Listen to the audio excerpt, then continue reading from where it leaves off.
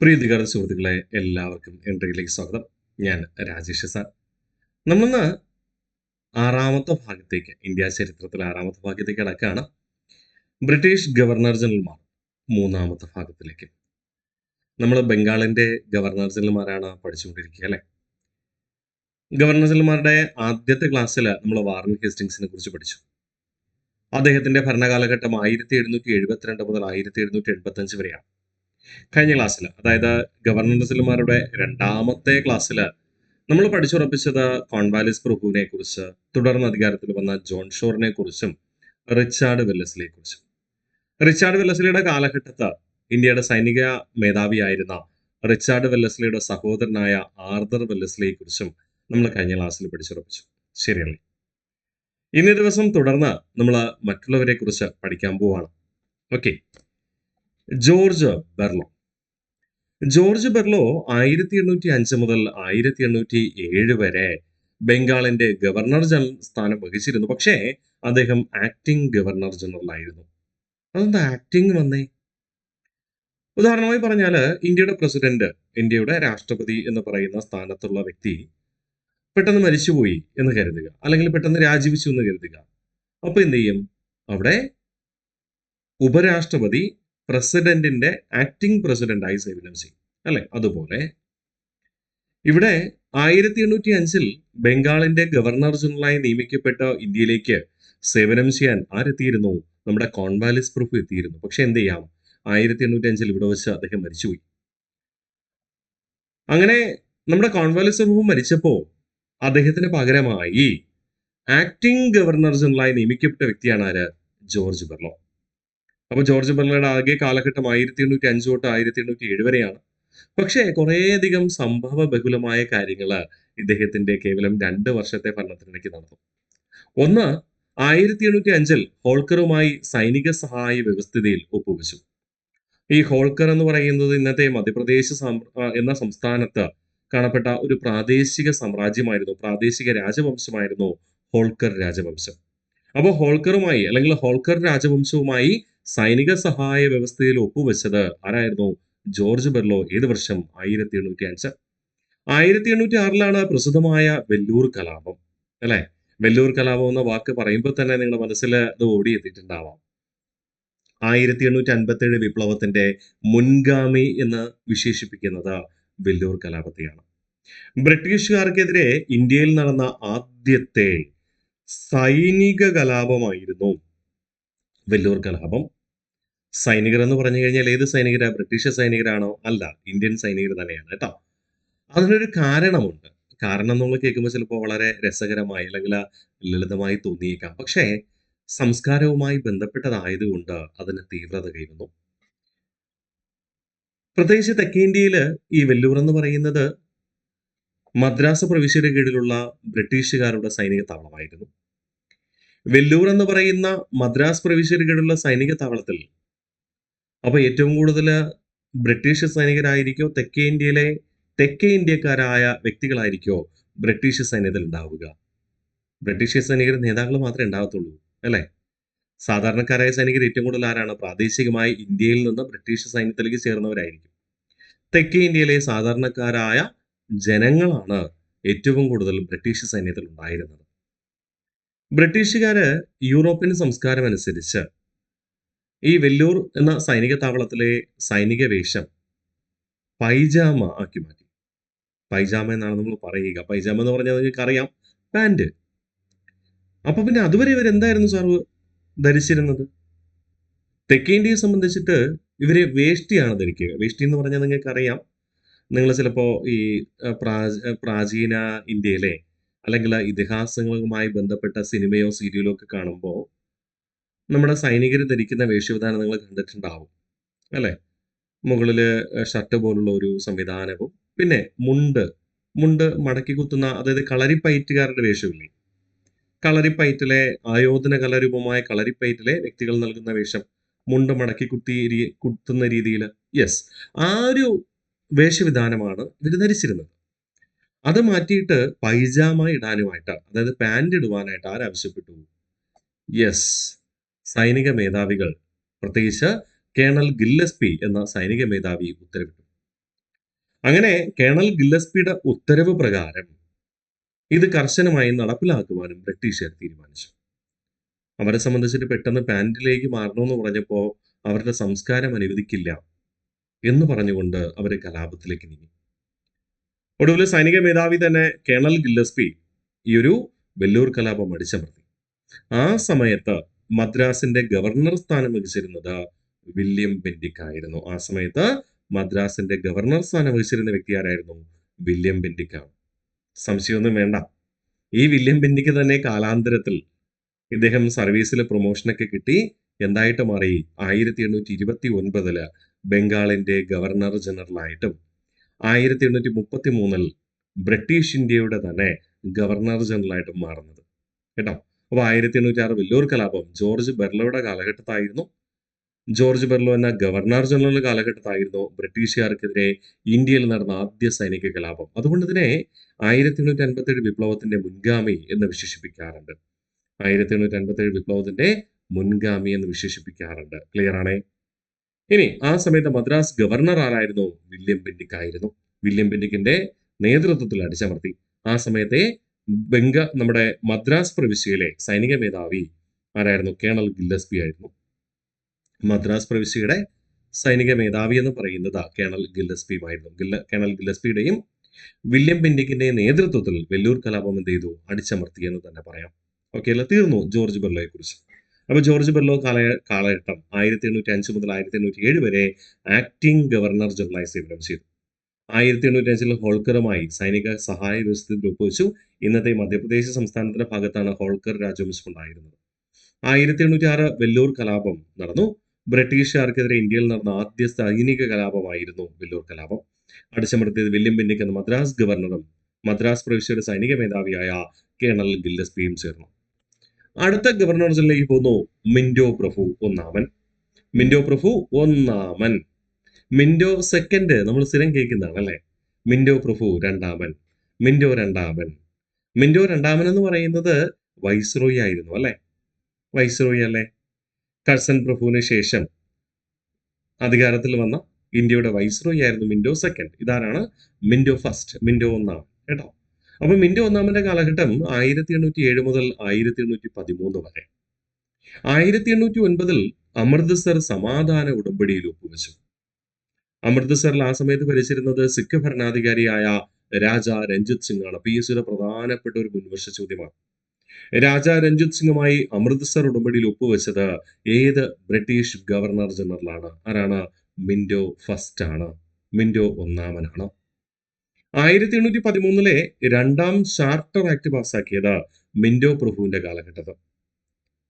ഈ ചാർട്ടർ ആക്ടിലെ പ്രധാനപ്പെട്ട നിർദ്ദേശം ഇതായിരുന്നു: യൂറോപ്യൻ ക്രിസ്ത്യൻ മിഷണറിമാർക്ക് ഇന്ത്യയിൽ സ്വതന്ത്ര മതപ്രവർത്തനങ്ങൾക്ക് അനുമതി നൽകി.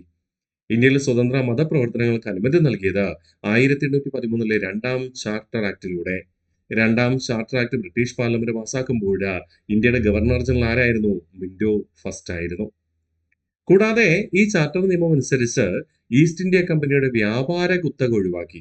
എന്ന് പറഞ്ഞാല് ബ്രിട്ടീഷുകാരുടെ കീഴിലുള്ള ഒരു സ്വതന്ത്ര കച്ചവട സ്ഥാപനമാണ് ഈസ്റ്റ് ഇന്ത്യ കമ്പനി അല്ലെ? ബ്രിട്ടീഷ് ഈസ്റ്റ് ഇന്ത്യ കമ്പനി അല്ലെങ്കിൽ ഇംഗ്ലീഷ് ഈസ്റ്റ് ഇന്ത്യ കമ്പനി. അവരുടെ ആധിപത്യ പ്രദേശത്ത് അവർ മാത്രമാണ് കച്ചവടം നടത്തിയിരുന്നത്. ഓക്കെ, കുത്തക വ്യാപാരം അവരാ നടത്തിയിരുന്നത്. പക്ഷെ ബ്രിട്ടീഷ് പാർലമെന്റ് എന്ത് ചെയ്തു? അത് ഒഴിവാക്കി. ബ്രിട്ടീഷ് പാർലമെന്റിനെ സംബന്ധിച്ചിട്ട് കൂടുതൽ നികുതി ലഭിക്കണം. അതുകൊണ്ട് മറ്റ് യൂറോപ്യൻ രാജ്യങ്ങളെയും ഇന്ത്യയിലെ ബ്രിട്ടീഷ് ഈസ്റ്റ് ഇന്ത്യ കമ്പനിയുടെ അധീന ഭൂപ്രദേശത്ത് കച്ചവടം നടത്തുവാൻ ആരനുവദിച്ചു? ബ്രിട്ടീഷ് പാർലമെന്റ് അനുവദിച്ചു. അതിനുവേണ്ടി നിശ്ചിത നികുതി എന്ത് ചെയ്യണം? ഓരോ യൂറോപ്യൻ രാജ്യങ്ങളും ആർക്ക് കൊടുക്കണം? ബ്രിട്ടീഷ് പാർലമെന്റിന് കൊടുക്കണം.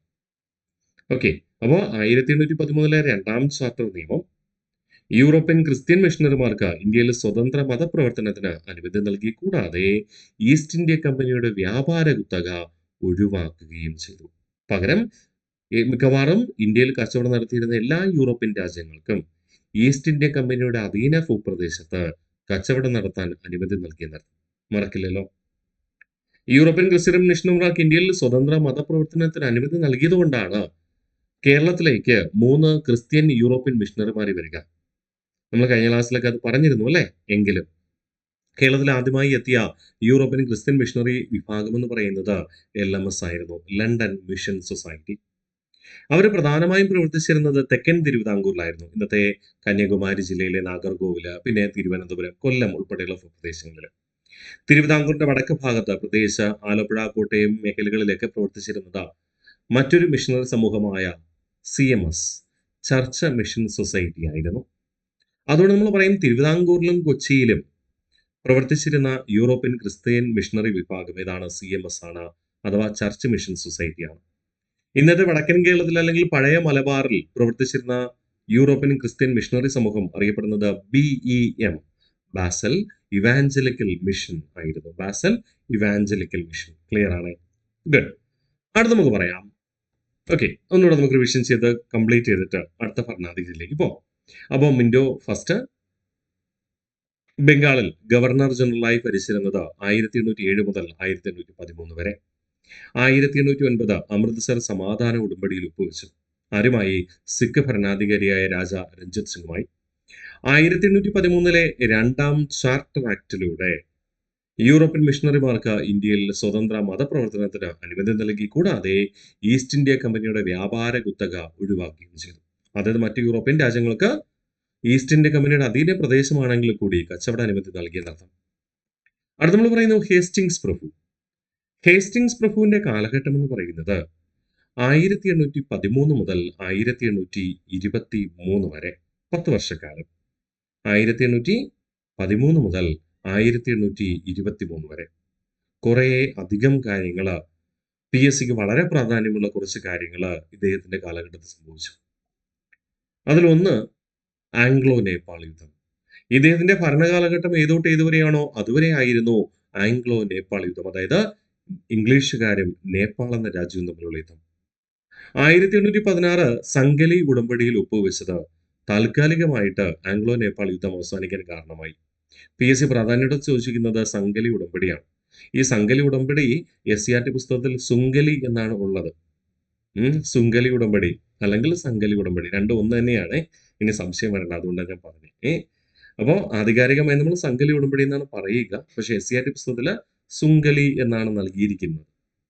കൻവർ സിംഗിനെ SCRT പുസ്തകത്തിൽ കുൻവർ സിംഗ് എന്ന് തന്നതുപോലെ ഒരു ചെറിയൊരു വ്യത്യാസം, അക്ഷരപിശകാണ്. യഥാർത്ഥത്തിൽ സംഗലി, SCRT പുസ്തകത്തിൽ സുങ്കലി. ചിലപ്പോൾ PSC സുങ്കലി എന്ന് ചോദിക്കാം. സംഗലി ആണെങ്കിലും സുങ്കലി ആണെങ്കിലും ഒന്ന് തന്നെ. ആംഗ്ലോ നേപ്പാൾ യുദ്ധം താൽക്കാലികമായി അവസാനിപ്പിച്ചുകൊണ്ട് 1816 ഹേസ്റ്റിങ്സ് പ്രഭുവിന്റെ കാലഘട്ടത്ത് ഒപ്പുവെച്ച ഉടമ്പടിയാണ് സംഗലി ഉടമ്പടി എന്ന പേരിൽ അറിയപ്പെട്ടത് കേട്ടോ. അപ്പൊ ഹേസ്റ്റിങ്സ് പ്രഭു 1813 മുതൽ 23 വരെയാണ് ഭരണം നടത്തിയിരുന്നത്. 1813 മുതൽ 23 വരെ അദ്ദേഹത്തിന്റെ പൂർണ്ണ കാലഘട്ടത്ത് നടന്ന യുദ്ധമാണ് ആംഗ്ലോ നേപ്പാൾ യുദ്ധം. ആംഗ്ലോ നേപ്പാൾ യുദ്ധം താൽക്കാലികമായി അവസാനിപ്പിച്ചുകൊണ്ട് 1816 ഒപ്പുവെച്ച ഉടമ്പടിയാണ് സംഗലി ഉടമ്പടി. ഇനി അടുത്ത് നമ്മൾ ഒരേ ഭൂപ്രദേശം കീഴ്പ്പെടുത്തുന്നതിന് വേണ്ടിയിട്ട് ബ്രിട്ടീഷുകാർ നടത്തിയ 2 യുദ്ധങ്ങൾ പൊതുവായി പറയാണ് കേട്ടോ. 1817-18 കാലഘട്ടത്ത് പിണ്ടാരി യുദ്ധം നടന്നു. പിണ്ടാരികൾ നിങ്ങൾ കേട്ടിട്ടുണ്ടാവാം. ബാഹുബലി എന്ന് പറയുന്നത് മലയാള സിനിമയിലൊക്കെ ഉണ്ട്. മലയാളത്തിലും തെലുങ്കിലൊക്കെ ഉണ്ട്, എങ്കിലും നമ്മൾ മലയാളത്തിൽ കണ്ടിട്ടുണ്ടാവുക. ബാഹുബലി എന്ന സിനിമയിൽ പിണ്ടാരികളെ കുറിച്ച് പറയുന്നുണ്ട്. പിണ്ടാരികൾ എന്ന് പറഞ്ഞു കഴിഞ്ഞാൽ ഡൽഹി സുൽത്താനേറ്റ് തുടക്കം കുറിച്ച ഒരു കുതിരപ്പട്ടാള വിഭാഗമായിരുന്നു പിണ്ടാരികൾ.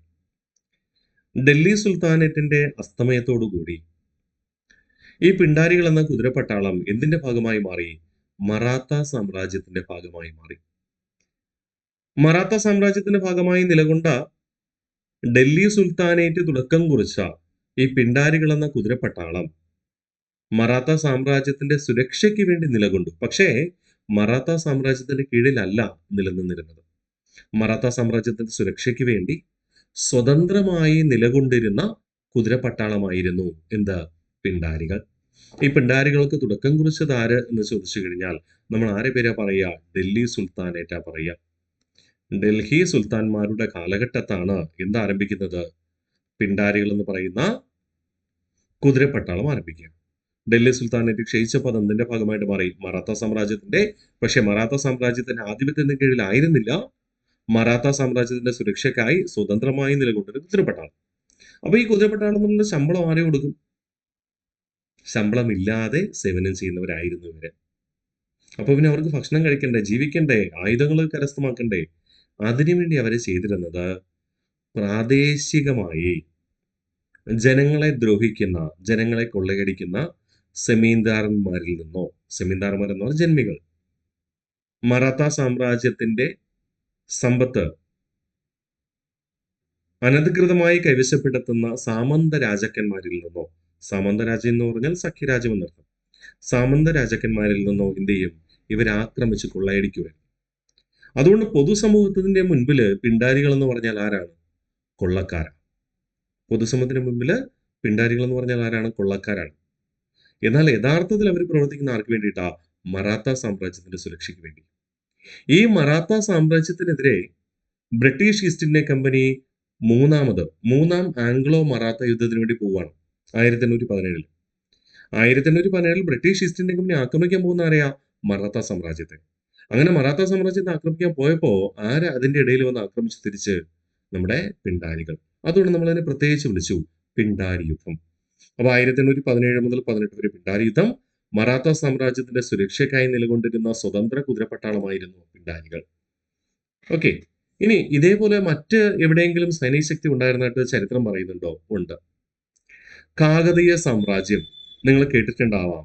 ആ കാകതീയ സാമ്രാജ്യത്തിന്റെ ചരിത്രം പരാമർശിക്കുന്ന ഒരു ചലച്ചിത്രമുണ്ട്. അനുഷ്ക നായികയായിട്ടുള്ള ഒരു ചലച്ചിത്രം കണ്ടായിരുന്നോ?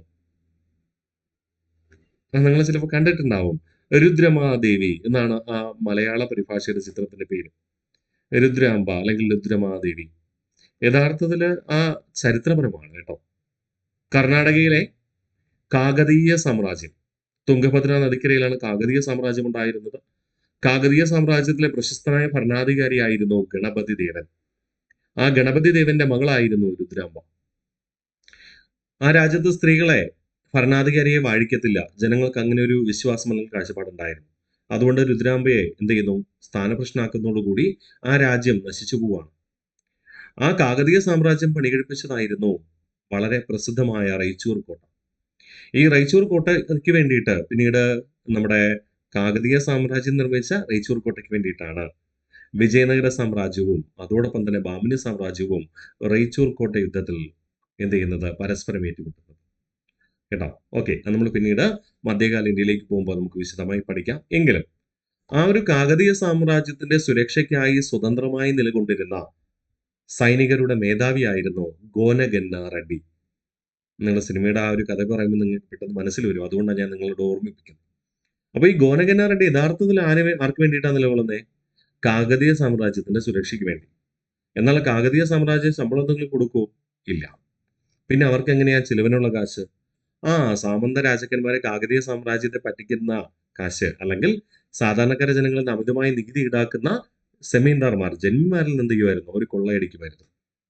അതുകൊണ്ട് പൊതുസമൂഹത്തിന് മുമ്പിൽ ഗോനഗന്ന റെഡ്ഡി കൊള്ളക്കാരനാണ്. ഇവിടെ പിണ്ടാരികളുടെ കഥയും വ്യത്യസ്തമല്ല, അതേപോലെയാ. മറാത്ത സാമ്രാജ്യത്തിന്റെ സുരക്ഷയ്ക്കായി നിലകൊണ്ടിരുന്ന സ്വതന്ത്ര സൈനിക വിഭാഗമാണ്, കുതിരപ്പട്ടാളമായിരുന്നു എന്താ? പിണ്ടാരികൾ. പക്ഷേ പൊതുസമൂഹത്തിന് മുമ്പിൽ ആരാണ് പിണ്ടാരികൾ? കൊള്ളക്കാരാണ്. അതുകൊണ്ട് ബാഹുബലി സിനിമയില് പിണ്ടാരികൾ അവർ കൊള്ളക്കാർ എന്നാണ് ആ സിനിമയിൽ പറയുന്നത് സെന്റൻസ് കേട്ടോ. എനിവേ, തിരിച്ചു വരാം. ക്ലിയർ ആണെന്ന് കരുതിക്കോട്ടെ. അപ്പോൾ മറാത്ത സാമ്രാജ്യത്തിന്റെ സുരക്ഷയ്ക്കായി നിലകൊള്ളുന്നവരാണ്. മറാത്ത സാമ്രാജ്യത്തിൽ ബ്രിട്ടീഷ് ഈസ്റ്റ് ഇന്ത്യ കമ്പനി ആക്രമിക്കാൻ പോയപ്പോൾ ആര് പ്രതിരോധിച്ചു? പിണ്ടാരികൾ. ഇതേ കാലഘട്ടത്തിൽ തന്നെ മറ്റൊരു സൈനിക വ്യൂഹം മറാത്ത സാമ്രാജ്യത്തെ ആക്രമിച്ചിരുന്നു. മറാത്ത സാമ്രാജ്യത്തെ ആക്രമിച്ചു. 1817 മുതൽ 18 വരെ മൂന്നാം ആംഗ്ലോ മറാത്ത യുദ്ധം. മറക്കില്ലെന്ന് കരുതിക്കോട്ടെ. ഓർമ്മിച്ചാലോ? ഒന്നാം ആംഗ്ലോ മറാത്ത യുദ്ധം എന്നായിരുന്നു. ആരുടെ കാലഘട്ടത്തായിരുന്നു? Yes, Warren ഹേസ്റ്റിങ്സിന്റെ കാലഘട്ടത്തായിരുന്നു. 1776 മുതൽ 1782 വരെ. ആ യുദ്ധം അവസാനിപ്പിച്ചുകൊണ്ട് ഒപ്പുവെച്ച ഉടമ്പടിയായിരുന്നു സാൽബായ് ഉടമ്പടി 1782. സാൽബായ് ഉടമ്പടി 1782. അത് കഴിഞ്ഞതിന് ശേഷം രണ്ടാം ആംഗ്ലോ മൈസൂർ യുദ്ധം നടക്കുകയാണ്. എപ്പോഴാണെന്ന് ഓർമ്മയുണ്ടോ? അതെ, റിച്ചാർഡ് വെല്ലസ്ലിയുടെ കാലഘട്ടത്ത് അല്ലെ. റിച്ചാർഡ് വെല്ലസ്ലിയുടെ കാലഘട്ടത്ത് 1803 മുതൽ 1805 വരെ രണ്ടാം ആംഗ്ലോ മറാത്ത യുദ്ധം. ഇവിടെ മൂന്നാം ആംഗ്ലോ മറാത്ത യുദ്ധം എന്നിവരെയാണ് 1817 മുതൽ 18 വരെ. ഈ ആംഗ്ലോ മറാത്ത യുദ്ധത്തിൽ ആര് വിജയിച്ചു? ബ്രിട്ടീഷുകാർ വിജയിച്ചു. മറാത്ത സാമ്രാജ്യത്തെ ബ്രിട്ടീഷ് ഇന്ത്യയോട് കൂട്ടിച്ചേർത്തു. മറാത്ത സാമ്രാജ്യത്തിലെ ഭരണാധികാരി പേഷ്വ എന്നാണ് അറിയപ്പെടുക. അതായത് മന്ത്രിയാണ് പേഷ്വ എന്നറിയപ്പെടുക. പേഷ്വ പദവി നിർത്തലാക്കി. ഏറ്റെടുത്ത ഭൂപ്രദേശങ്ങളെ കൂട്ടിയോജിപ്പിച്ചുകൊണ്ട് ബ്രിട്ടീഷുകാർ ബോംബെ പ്രവിശ്യ രൂപീകരിച്ചു.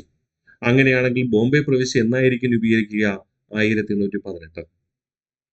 ബംഗാൾ പ്രവിശ്യ 1765, മദ്രാസ് പ്രവിശ്യ 1802 റിച്ചാർഡ് വെല്ലസ്ലിയുടെ കാലഘട്ടത്തിൽ നമ്മൾ പഠിച്ചു. ബോംബെ പ്രവിശ്യ എന്നാണ് 1818 അല്ലേ? നമ്മളെല്ലാം കൃത്യമായി പഠിക്കുന്നില്ലേ? യെസ്. അപ്പോ ഓർമ്മിക്കുക, 1817-18 കാലഘട്ടത്തിൽ 2 യുദ്ധങ്ങൾ നടന്നു. മറാത്ത സാമ്രാജ്യത്തിന്റെ സുരക്ഷയ്ക്ക് വേണ്ടിയിട്ട് പോരാടിയിരുന്ന പിണ്ടാരികളുമായി ബ്രിട്ടീഷുകാർ യുദ്ധം ചെയ്യേണ്ടി വന്നു. കൂടാതെ മറാത്ത സാമ്രാജ്യവുമായിട്ടും ഓർമ്മിച്ചേക്കാമോ? മറക്കില്ലെന്ന് കരുതിക്കോട്ടെ. യെസ്, നമുക്ക് റിവിഷൻ ചെയ്ത് ഉറപ്പിക്കാം. 1817 മുതൽ 18 വരെ മൂന്നാം ആംഗ്ലോ മറാത്ത യുദ്ധം. ഇതോടുകൂടി മറാത്ത സാമ്രാജ്യത്തെ ബ്രിട്ടീഷ് ഇന്ത്യയോട് കൂട്ടിച്ചേർക്കുകയും മറാത്ത സാമ്രാജ്യത്തിന്റെ ഭരണാധികാരി ആയ അല്ലെങ്കിൽ മന്ത്രിയായ പേഷ്വ പദവി നിർത്തലാക്കുകയും ചെയ്തു. ഓക്കെ, തുടർന്ന് ബ്രിട്ടീഷുകാർ കൂട്ടിച്ചേർത്ത മറാത്ത ഭൂപ്രദേശത്തെ ഉൾപ്പെടുത്തിക്കൊണ്ട് ബോംബെ പ്രവിശ്യ രൂപീകരിച്ചു. സാമന്ത ഏകാഗിത പദ്ധതിക്ക് തുടക്കം കുറിച്ചു. എന്താണ് ഈ സാമന്ത ഏകാഗിത പദ്ധതി? ഞാൻ പറഞ്ഞു, സാമന്ത രാജാക്കന്മാരെന്ന് പറഞ്ഞു കഴിഞ്ഞാൽ സഖ്യ രാഷ്ട്രങ്ങൾ എന്നാണ് അർത്ഥം. സഖ്യ രാഷ്ട്രങ്ങൾ എന്നാണ് അർത്ഥം. ബ്രിട്ടീഷുകാരുമായി സഹകരിക്കുന്ന രാജ്യങ്ങൾ ഏവയാണോ അവയ്ക്ക് ബ്രിട്ടീഷുകാർ സംരക്ഷണം നൽകും എന്നതായിരുന്നു ഈ സാമന്ത ഏകാഗിത പദ്ധതി. അപ്പൊ നിങ്ങൾ വിചാരിക്കും, ഇതേ കാര്യം തന്നെയല്ലേ സാറേ നേരത്തെയും നമ്മൾ പറഞ്ഞത് സൈനിക സഹായ വ്യവസ്ഥിതി? അതെ, തീർച്ചയായിട്ടും ഇതേ കാഴ്ചപ്പാട് തന്നെയാണ് സൈനിക സഹായ വ്യവസ്ഥിതി. ഇതിനു മുമ്പ് വാറൻ ഹേസ്റ്റിങ്സ് എന്താരംഭിച്ചിരുന്നു? റിംഗ് ഫെൻസ് നയം ആരംഭിച്ചിരുന്നു. റിംഗ് ഫെൻസ് നയത്തിന്റെ കാഴ്ചപ്പാടും ഒന്ന് തന്നെ. വ്യത്യസ്ത കാലഘട്ടത്ത് ഒരേ ആശയം നടപ്പിലാക്കുന്നതിന് വേണ്ടി ബ്രിട്ടീഷുകാർ വ്യത്യസ്ത പേരുകൾ നൽകിയിരുന്നു. അതായിരുന്നു ചരിത്രം കേട്ടോ. അപ്പൊ മറക്കരുത്, നമ്മുടെ വാറൻ ഹേസ്റ്റിങ്സ് 1772 കൊണ്ടുവന്ന റിംഗ് ഫെൻസ് നയവും ഇത് തന്നെ. റിച്ചാർഡ് വെല്ലസ്ലി 1798 കൊണ്ടുവന്ന സൈനിക സഹായ വ്യവസ്ഥിതിയും ഇത് തന്നെ. ഇവിടെ ആരാ? ഹേസ്റ്റിങ്സ് പ്രഭു അല്ലെ. ഹേസ്റ്റിങ്സ് പ്രഭുവിന്റെ കാലഘട്ടത്തിൽ കൊണ്ടുവരുന്ന സാമന്ത ഏകാഗിത പദ്ധതിയും ഇത് തന്നെ സൈനിക സഹായ വ്യവസ്ഥയ്ക്ക് തത്തുല്യമാണ്. ശരിയല്ലേ? ബ്രിട്ടീഷുകാരുമായി സഹകരിക്കുന്ന രാജാവിന് സുരക്ഷ ഒരുക്കും. രാജാവിനെ സംരക്ഷിത രാജാവ് എന്ന് പ്രഖ്യാപിക്കുകയും ചെയ്യും. ഒന്നെങ്കിൽ പറയും ബ്രിട്ടീഷുകാരുമായി സഹകരിക്കുന്ന രാജാവിന് സുരക്ഷ ഒരുക്കും, അല്ലെങ്കിൽ രാജാവിനെ സംരക്ഷിത രാജാവായി പ്രഖ്യാപിക്കും എന്നർത്ഥം. പ്രതിഫലമായിട്ട് എന്ത് കൊടുക്കണം? നികുതി പിരിക്കാനുള്ള അനുമതി കൊടുക്കണം. ജനങ്ങൾ നികുതി പിരിക്കാൻ ആർക്ക് അനുവാദം കിട്ടും? ബ്രിട്ടീഷുകാർ. ഓക്കെ, നികുതി പിരിച്ച് ഏകദേശം തീരുമാനമായി എന്ന് ഓർമ്മ വരുമ്പോൾ ഇവര് ആ ഭൂപ്രദേശത്തെ എന്ത് ചെയ്യും? ചുളുവില് സ്വന്തമാക്കുകയും ചെയ്യും. അതാണ് ബ്രിട്ടീഷുകാരുടെ കോളനിവൽക്കരണത്തിന്റെ ഏറ്റവും വലിയ ചതി എന്ന് പറയുന്നത്. ചില നാട്ടുരാജ്യങ്ങൾക്ക് ചതി മനസ്സിലായി, പക്ഷെ ഭൂരിഭാഗം നാട്ടുരാജ്യങ്ങൾക്കും ചതി മനസ്സിലായില്ല എന്നതായിരുന്നു യാഥാർത്ഥ്യം. ഓക്കെ, നമുക്ക് റിവിഷൻ ചെയ്യാം. ഹേസ്റ്റിങ്സ് പ്രഭു. ഇവിടെ ഹേസ്റ്റിങ്സ് പ്രഭുവിനെ കുറിച്ച് പറയുമ്പോൾ പൂർണ്ണമായും ഹേസ്റ്റിങ്സ് പ്രഭു എന്ന് തന്നെ പറയണം. അപ്പോഴെന്തുകൂടെ ഓർമ്മ വരണം? ബംഗാളിന്റെ ആദ്യ ഗവർണർ ജനറലായ വാറൻ ഹേസ്റ്റിങ്സിനെ കുറിച്ച് ഓർമ്മ വരണം. ഞാൻ വാറൻ ഹേസ്റ്റിങ്സ് പഠിച്ചപ്പോൾ തന്നെ, ആദ്യം വാറൻ ഹേസ്റ്റിങ്സ് പഠിക്കുന്നതിന്റെ തുടക്കത്തില് ഞാൻ പറഞ്ഞിരുന്നു, പ്രിയ ഉദ്യോഗാർത്ഥികളെ, വാറൻ ഹേസ്റ്റിങ്സ് എന്ന പേര് പൂർണ്ണമായും തന്നെ പറയണം. ചുരുക്കി വാറൻ എന്നോ അല്ലെങ്കിൽ ചുരുക്കി ഹേസ്റ്റിങ്സ് എന്നോ പറയരുത്. കാരണം പിന്നീട് നമുക്ക് ഹേസ്റ്റിങ്സ് പ്രഭു എന്നൊരു മനുഷ്യനെ പഠിക്കാനുണ്ട് അല്ലെ. അത് നേരത്തെ പഠിച്ചത് വാറൻ ഹേസ്റ്റിങ്സ്, ഇപ്പൊ നമ്മൾ പഠിച്ചുകൊണ്ടിരിക്കുന്നത് ഹേസ്റ്റിങ്സ് പ്രഭു. ഇനി കുറച്ചുകൂടെ പഠിക്കാനുണ്ട് കേട്ടോ. അപ്പൊ 1813 മുതൽ 23 വരെയാണ് അദ്ദേഹത്തിന്റെ ഭരണ കാലഘട്ടം. 1813 മുതൽ 23 വരെ ആംഗ്ലോ നേപ്പാൾ യുദ്ധം നടന്നു. ആംഗ്ലോ നേപ്പാൾ യുദ്ധം താൽക്കാലികമായി അവസാനിപ്പിച്ചുകൊണ്ട് 1816 ഒപ്പുവെച്ച ഉടമ്പടിയായിരുന്നു സംഗലി ഉടമ്പടി അല്ലെങ്കിൽ സുംഗലി ഉടമ്പടി. 1817-18 കാലഘട്ടത്ത് പിണ്ടാരി യുദ്ധം നടന്നു. ആരാണ് ഈ പിണ്ടാരികൾ? മറാത്ത സാമ്രാജ്യത്തിന്റെ സുരക്ഷയായി നിലകൊണ്ടിരുന്ന സ്വതന്ത്ര കുതിരപ്പട്ടാളം. പിണ്ടാരികൾ എന്ന കുതിരപ്പട്ടാളത്തിന് തുടക്കം കുറിച്ചത് ഡൽഹി സുൽത്താൻമാരായിരുന്നു. ഡൽഹി സുൽത്താൻ വംശം നശിച്ചു പോയത് ഇത് എന്തിന്റെ ഭാഗമായിട്ട് മാറി? മറാത്ത സാമ്രാജ്യത്തിന്റെ ഭാഗമായിട്ട് മാറി. 1817-18 കാലഘട്ടത്തിൽ മൂന്നാം ആംഗ്ലോ മറാത്ത യുദ്ധത്തിൽ ബ്രിട്ടീഷുകാർ വിജയിക്കുകയും മറാത്ത സാമ്രാജ്യത്തെ ബ്രിട്ടീഷ് ഇന്ത്യയോട് കൂട്ടിച്ചേർക്കുകയും ചെയ്തു.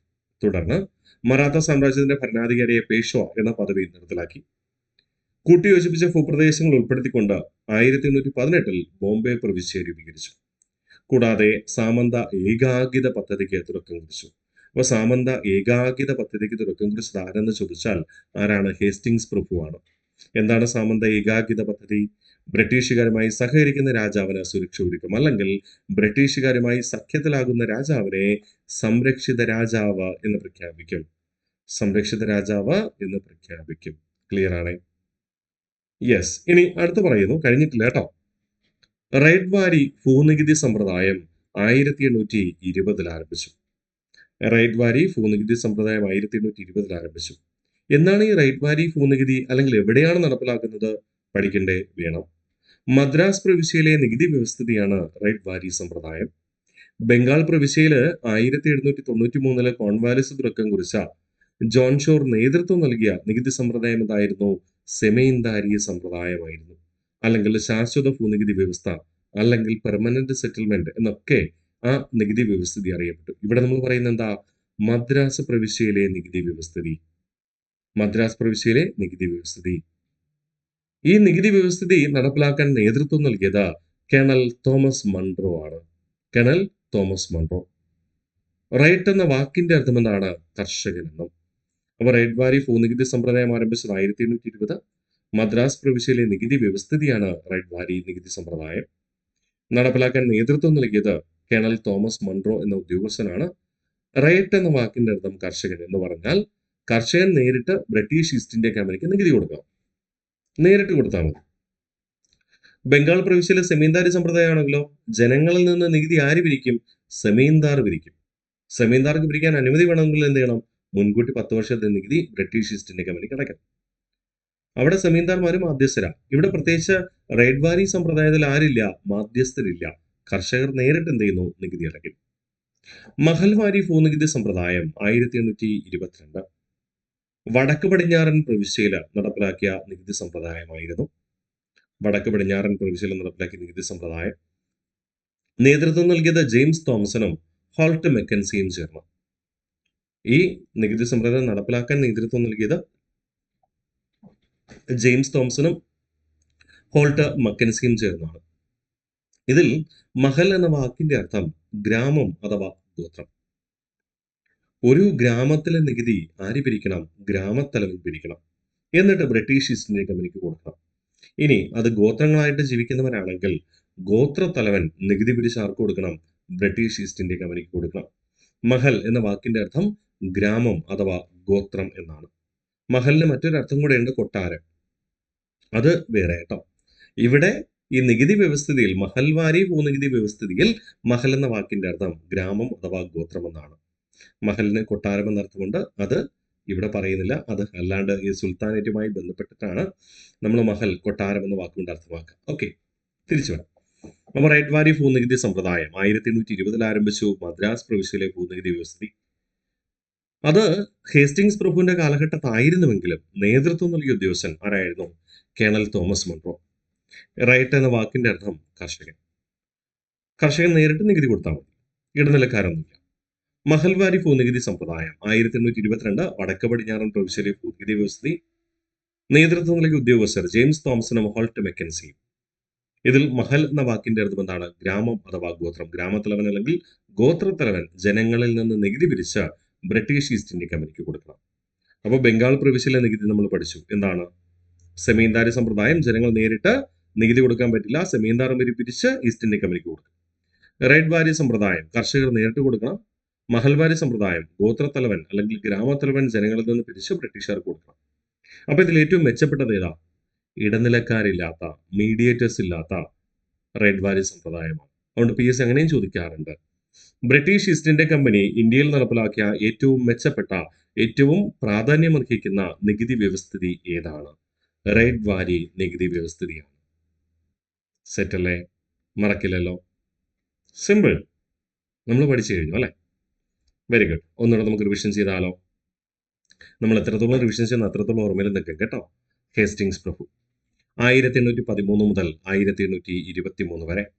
1813 മുതൽ 23 വരെ ആംഗ്ലോ നേപ്പാൾ യുദ്ധം. 1816 ആംഗ്ലോ നേപ്പാൾ യുദ്ധം താൽക്കാലികമായി അവസാനിപ്പിച്ചുകൊണ്ട് ഒപ്പുവെച്ച ഉടമ്പടിയായിരുന്നു സംഗലി ഉടമ്പടി. 1817-18 കാലഘട്ടത്തിൽ പിണ്ടാരി യുദ്ധം നടന്നു. മറാത്ത സാമ്രാജ്യത്തിന്റെ സുരക്ഷയ്ക്കായി നിലകൊണ്ടിരുന്ന സ്വതന്ത്ര കുതിരപ്പട്ടാളമായിരുന്നു പിണ്ടാരികൾ. പിണ്ടാരികൾ എന്ന കുതിരപ്പട്ടാളത്തിന് തുടക്കം കുറിച്ചത് ഡൽഹി സുൽത്താൻമാരും. ഇതേ കാലഘട്ടത്തിൽ തന്നെ മറാത്ത സാമ്രാജ്യവുമായി ബ്രിട്ടീഷുകാർ യുദ്ധത്തിലേർപ്പെടുന്നു. 1817-18 കാലഘട്ടത്തിൽ മൂന്നാം ആംഗ്ലോ മറാത്ത യുദ്ധം മറാത്ത സാമ്രാജ്യത്തെ ബ്രിട്ടീഷ് ഇന്ത്യയോട് കൂട്ടിച്ചേർക്കുകയും ചെയ്തു. പേഷ്വ പദവി നിർത്തലാക്കി. ബോംബെ പ്രവിശ്യ രൂപീകരിച്ചു. സാമന്ത ഏകാഗിത പദ്ധതിക്ക് തുടക്കം കുറിച്ചു. ബ്രിട്ടീഷുകാരുമായി സഹകരിക്കുന്ന രാജാവിന് സുരക്ഷ ഒരുക്കും എന്നതായിരുന്നു സാമന്ത ഏകാഗിത പദ്ധതി.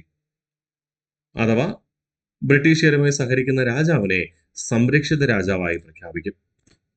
റെഡ് വാരി ഭൂനികുതി സമ്പ്രദായം 1820. മദ്രാസ് പ്രവിശ്യയിലെ നികുതി വ്യവസ്ഥിതി. നേതൃത്വം നൽകിയ ഉദ്യോഗസ്ഥർ കേണൽ തോമസ് മൺറോയും. റേറ്റ് എന്ന വാക്കിന്റെ അർത്ഥം കർഷകനുമാണ്. ഏറ്റവും പ്രധാനപ്പെട്ട ബ്രിട്ടീഷ് ഈസ്റ്റ് ഇന്ത്യ കമ്പനിയുടെ കീഴിലുള്ള നികുതി വ്യവസ്ഥിതി റൈറ്റ് വാരി സമ്പ്രദായമാണ്. കാരണം മീഡിയേറ്റർ ഇല്ലാത്ത നേരിട്ട് ബ്രിട്ടീഷുകാർക്ക് നികുതി നൽകിയതുകൊണ്ട് അവിടെ അപ്പോൾ സ്വാഭാവികമായിട്ട് അവിടെ എന്തില്ല, ചൂഷണം ഉണ്ടാവില്ലല്ലോ. മഹൽവാരി ഭൂനികുതി സമ്പ്രദായം 1822 വടക്ക് പടിഞ്ഞാറൻ പ്രവിശ്യയിലാണ് നടപ്പിലാക്കിയത്. നേതൃത്വം നൽകിയ ഉദ്യോഗസ്ഥർ ജെയിംസ് തോംസണും ഹോൾട്ട് മെക്കൻസിയും. ഇവിടെ മഹൽ എന്ന വാക്കിന്റെ അർത്ഥം ഗ്രാമം അഥവാ ഗോത്രം എന്നാണ്. അവിടെ നമ്മൾ പറയുന്നു ആംജസ്റ്റ് പ്രഭു. ആംജസ്റ്റ് പ്രഭുവിന്റെ കാലഘട്ടം 1823 മുതൽ 1828 വരെ. നമ്മൾ മലയാളത്തിൽ എഴുതുമ്പോൾ ആംജസ്റ്റ് എന്നൊക്കെ എഴുതും, ഇംഗ്ലീഷ് എഴുതുമ്പോൾ ആമസ്റ്റ് എന്നാണ് എഴുതുക. ആമസ്റ്റ് എന്ന് എഴുതും, മലയാളത്തിൽ വായിക്കുമ്പോൾ ആംജസ്റ്റ് എന്ന് വായിക്കും. ഇനി സംശയം വേണ്ട സ്പെല്ലിംഗ് കണ്ടിട്ട്, അതുകൊണ്ടാണ് പറഞ്ഞത് കേട്ടോ. ആമസ്റ്റ് പ്രഭു അല്ലെങ്കിൽ ആംജസ്റ്റ് പ്രഭു 1824 മുതൽ 26 വരെ ആംഗ്ലോ ബർമ യുദ്ധത്തിന് നേതൃത്വം നൽകി. ബർമ എന്ന് പറയുന്നത് പഴയ പേരാണ്. ബർമ നിലവിൽ അറിയപ്പെടുന്നത് മ്യാൻമാർ ആണ് കേട്ടോ, മ്യാൻമാർ. ഓക്കെ, അപ്പോൾ 1824 മുതൽ 26 വരെ ആംഗ്ലോ ബർമ യുദ്ധത്തിന് നേതൃത്വം നൽകി. 1824 മാലിദ്വീപിനെ ബ്രിട്ടീഷ് ഇന്ത്യയോട് കൂട്ടിച്ചേർത്തു. 1824 മാലിദ്വീപിനെ ബ്രിട്ടീഷ് ഈസ്റ്റ് ഇന്ത്യ കമ്പനിയോട് കൂട്ടിച്ചേർത്തു. 1826 ഭരത്പൂർ, രാജസ്ഥാനിലെ പ്രശസ്തമായ പക്ഷി സങ്കേതമാണ് ഭരത്പൂർ എന്ന് പറയുന്നത്. ഭരത്പൂർ ആക്രമിച്ച് കീഴടക്കുകയും ചെയ്തു. അപ്പോൾ പ്രധാനപ്പെട്ട 3 കാര്യങ്ങളാണ് ആംജസ്റ്റ് പ്രഭുവിനെ കുറിച്ച് പഠിക്കാനുള്ളത്. ആംജസ്റ്റ് പ്രഭുവിന്റെ അല്ലെങ്കിൽ ആമസ്റ്റ് പ്രഭുവിന്റെ ഭരണകാലഘട്ടം ബംഗാൾ ഗവർണർ ജനറലായി 1823 മുതൽ 1828 വരെ. 1824 മുതൽ 26 വരെ മ്യാൻമാർ അല്ലെങ്കിൽ പഴയ ബർമയുമായി യുദ്ധത്തിൽ ഏർപ്പെട്ടു. ഇത് ആംഗ്ലോ ബർമ യുദ്ധം എന്നാണ് അറിയപ്പെടുക. 1824 മാലിദ്വീപിനെ ബ്രിട്ടീഷ് ഇന്ത്യയോട് കൂട്ടിച്ചേർത്തു. 1826 രാജസ്ഥാനിലെ പ്രധാന പക്ഷി സങ്കേതമായ ഭരത്പൂർ ആക്രമിച്ച് കീഴടക്കുകയും ബ്രിട്ടീഷ് ഇന്ത്യയോട് കൂട്ടിച്ചേർക്കുകയും ചെയ്തു. ഓർമ്മിച്ചേക്കാമോ? ഇത്രയേ ഉള്ളൂ നമുക്കിന്ന് പഠിക്കുവാനായിട്ട്. കുറച്ചൊന്നും പഠിച്ചാൽ മതി. അടുത്ത ക്ലാസ്സിൽ നമുക്ക് വില്യം പെന്നിക്കിനെ കുറിച്ച് പഠിച്ചുറപ്പിക്കണം. വില്യം പെന്നിക്കിന്റെയും അദ്ദേഹത്തിന്റെ പ്രധാന സംഭാവനകൾ കേട്ടോ. അപ്പോൾ വളരെ പ്രാധാന്യമുണ്ട് നമ്മളിന്ന് പഠിച്ച കാര്യങ്ങൾ. ഇന്ന് ഈ ഗവർണർമാരുടെ 3ാമത്തെ ക്ലാസ്സിൽ, ഇന്ത്യ ചരിത്രത്തിന്റെ 6ാമത്തെ ക്ലാസ്സിൽ നമ്മൾ പഠിച്ച കാര്യങ്ങൾ പൂർണ്ണമായിട്ട് നമുക്കൊന്ന് റിവിഷൻ ചെയ്ത് മുന്നോട്ട് പോകാനായിട്ട് ശ്രമിക്കാം. ഓക്കെ, യെസ്, നമ്മളിന്ന് പഠിച്ചത് ജോർജ് ബെർലോ മുതൽ. ജോർജ് ബെർലോ 1805 മുതൽ 1807 വരെ ബംഗാളിന്റെ ആക്ടിംഗ് ഗവർണർ ജനറലായി സേവനം ചെയ്തു. 1805 ഹോൾക്കറുമായി സൈനിക സഹായ വ്യവസ്ഥിതിയിൽ ഒപ്പുവെച്ചു. ആദ്യ നാട്ടുരാജ്യം ഏതാ? ഹൈദരാബാദാണ്. 1798 റിച്ചാർഡ് വെല്ലസ്ലിയുമായിട്ട് നമുക്കറിയാം അല്ലെ. 1806 വെല്ലൂർ കലാപം ബ്രിട്ടീഷുകാർക്കെതിരെ ഇന്ത്യയിൽ നടന്ന ആദ്യത്തെ സൈനിക കലാപമാണ്. അതുകൊണ്ട് തന്നെ 1857 വിപ്ലവത്തിന്റെ മുൻഗാമി എന്നൊക്കെ വിളിക്കാറുണ്ട്. വെല്ലൂർ കലാപം അടിച്ചമർത്തിയത് വില്യം പെന്റിക് എന്ന മദ്രാസ് ഗവർണർ. നേതൃത്വം നൽകിയ വെല്ലൂർ സൈനിക താവളത്തിലെ സൈനിക മേധാവി എന്ന് പറയുന്നത് ആരാണ്? കേണൽ ഗില്ലസ്പി ആണ്. മിന്റോ പ്രഭു ഒന്നാമന്റെ കാലഘട്ടം 1807 മുതൽ 1813 വരെ ബംഗാളിന്റെ ഗവർണർ ജനറൽ ആയിരുന്നു.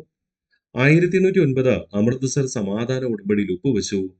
അമൃത്സർ ഭരണാധികാരിയായിരുന്ന അല്ലെങ്കിൽ സിഖ് ഭരണാധികാരിയായ രാജ രഞ്ജിത് സിംഗുമായി. ഈ രാജ രഞ്ജിത് സിംഗ് ആണ് എന്ത് പേരിൽ അറിയപ്പെടുന്നത്? പഞ്ചാബ് കേസരി അല്ലെങ്കിൽ പഞ്ചാബ് സിംഹം എന്നറിയപ്പെടുന്നത്. PSC ചോദിക്കുന്ന ഒരു പ്രധാന ചോദ്യമാണ് കേട്ടോ. പഞ്ചാബ് കേസരി അല്ലെങ്കിൽ പഞ്ചാബ് സിംഹം എന്നറിയപ്പെടുന്ന സിഖ് ഭരണാധികാരി ആരാണ്? രാജ രഞ്ജിത് സിംഗ്. അപ്പൊ നിങ്ങളുടെ മനസ്സിൽ വരും ലാലാ ലജ്പത് റോയോ. അതെ, അതും ശരിയാണ് കേട്ടോ. നിങ്ങളുടെ മനസ്സിൽ തോന്നിയ കാര്യം ശരിയാണെന്നേ. പഞ്ചാബ് കേസരി അല്ലെങ്കിൽ പഞ്ചാബ് സിംഹം എന്നറിയപ്പെടുന്ന സ്വാതന്ത്ര്യ സമര സേനാനി അല്ലെങ്കിൽ ദേശീയ നേതാവ് എന്നാണ് ചോദ്യമെങ്കിൽ ലാലാ ലജ്പത് റോയിയും. പഞ്ചാബ് കേസരി അല്ലെങ്കിൽ പഞ്ചാബ് സിംഹം എന്നറിയപ്പെടുന്ന സിഖ് ഭരണാധികാരി ആരെന്ന് ചോദിച്ചു കഴിഞ്ഞാൽ ആരെ പേര് പറയും? രാജ രഞ്ജിത് സിംഗ് പറയും. പഞ്ചാബ് കേസരി. കേസരി എന്ന മലയാള പദത്തിന്റെ അർത്ഥം എന്താണ്? സിംഹം എന്നാണ്. പഞ്ചാബ് കേസരി അഥവാ പഞ്ചാബ് സിംഹം എന്നറിയപ്പെടുന്ന സിഖ് ഭരണാധികാരി രാജ രഞ്ജിത് സിംഗ്. പഞ്ചാബ് കേസരി അല്ലെങ്കിൽ പഞ്ചാബ് സിംഹം എന്നറിയപ്പെടുന്ന ദേശീയ നേതാവ് അല്ലെങ്കിൽ സ്വാതന്ത്ര്യ സമര സേനാനി എന്ന് പറയുന്നത് ലാലാ ലജ്പത് റോയാണ് കേട്ടോ. ഓക്കെ. 1813 രണ്ടാം ചാർട്ടർ ആക്ട് ബ്രിട്ടീഷ് പാർലമെന്റ് പാസാക്കുമ്പോൾ ബംഗാളിന്റെ ഗവർണർ ജനറൽ മിന്റോ പ്രഭു ഒന്നാമനായിരുന്നു. 1813 ചാർട്ടർ ആക്ടിലെ പ്രധാനപ്പെട്ട 2 നിർദ്ദേശങ്ങളിലൂടെ നമ്മൾ പഠിച്ചു പോകുന്നു. യൂറോപ്യൻ മിഷണറിമാർക്ക് ഇന്ത്യയിൽ സ്വതന്ത്ര മതപ്രവർത്തനങ്ങൾക്ക് അനുമതി നൽകി. അത് പ്രകാരം കേരളത്തിലെത്തിയ ആദ്യത്തെ യൂറോപ്യൻ മിഷണറി സമൂഹം LMS ആയിരുന്നു. LMS എത്തിച്ചേർന്നത് 1816 ആസ്ഥാനയുടെ നാഗർകോവിൽ. ഓക്കെ. തിരുവിതാംകൂറിൽ മാത്രം പ്രവർത്തിച്ചിരുന്നവരായിരുന്നു LMSകാർ. തിരുവിതാംകൂറിലും കൊച്ചി മഹാരാജ്യത്തും പ്രവർത്തിച്ചിരുന്ന അല്ലെങ്കിൽ ഇന്നത്തെ മധ്യ കേരളത്തിൽ പ്രവർത്തിച്ചിരുന്ന യൂറോപ്യൻ ക്രിസ്ത്യൻ മിഷണറി സമൂഹമാണെന്ത് CMS എന്ന് പറയുന്നത്. ഇന്നത്തെ വടക്കൻ കേരളത്തിൽ പ്രവർത്തിച്ചിരുന്നവരായിരുന്നു എന്ത്? BEM ബാസൽ ഇവാഞ്ചലിക്കൽ മിഷൻ എന്ന പേരിൽ അറിയപ്പെടുക. ഓക്കെ. LMS തിരുവിതാംകൂറിൽ മാത്രം, പിന്നെ CMS ആണെങ്കിൽ തിരുവിതാംകൂറിലും ഉണ്ട്, കൂടാതെ കൊച്ചിയിലും ഉണ്ട്. BEM ബാസൽ ഇവാഞ്ചലിക്കൽ മിഷനുടെ വടക്കൻ കേരളത്തിലാണ്. ഇതിൽ CMS മിഷണറി നിങ്ങൾക്കറിയാം അല്ലേ? ബാസൽ ഇവാഞ്ചലിക്കൽ മിഷനിലെ മിഷണറിമാർ നിങ്ങൾക്കറിയാം. ക്ലമന്റ് പിയാനിയോസും ഒക്കെ CMS മിഷണറിമാരാണ്. ബാസൽ ഇവാഞ്ചലിക്കൽ മിഷനിലെ പ്രശസ്തനായ മിഷണറി ആയിരുന്നു ആര്? നമ്മുടെ ഹെർമൻ ഗുണ്ടർട്ട്. കേരളത്തിലെ ആദ്യത്തെ പത്രം രാജ്യസമാചാരം ആരംഭിച്ച ഹെർമൻ ഗുണ്ടർട്ട് ബാസൽ ഇവാഞ്ചലിക്കൽ മിഷനിലെ മിഷണറി ആയിരുന്നു കേട്ടോ. ഓക്കെ, തിരിച്ചു വരാം. 1813 ചാർട്ടർ ആക്ട് പ്രകാരം 2 കാര്യങ്ങളാണ് പ്രധാനമായും സംഭവിക്കുക. ഒന്ന്, യൂറോപ്യൻ ക്രിസ്ത്യൻ മിഷണറിമാർക്ക് ഇന്ത്യയിൽ സ്വതന്ത്ര മതപ്രവർത്തനത്തിന് അനുമതി നൽകി.